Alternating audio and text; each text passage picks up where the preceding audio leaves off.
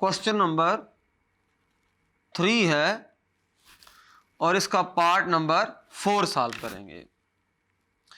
Part number 4 के अंदर इस तरह से है, क्यूब रूट ऑफ -8/27 दिया हुआ है।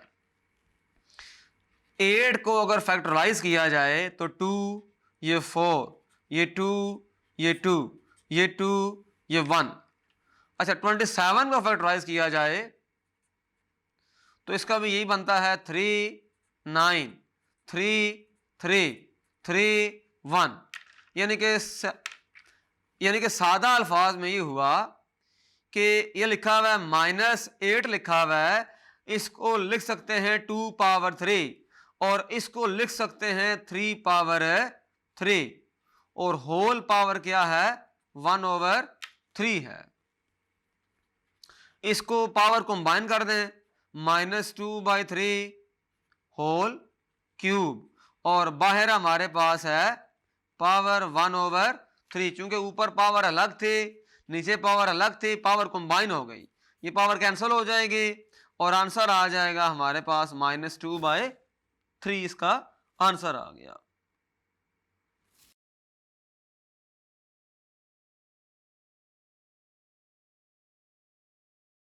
इसी क्वेश्चन नंबर 3 का जो पार्ट नंबर 1 है उसको भी डिस्कस कर लेते हैं।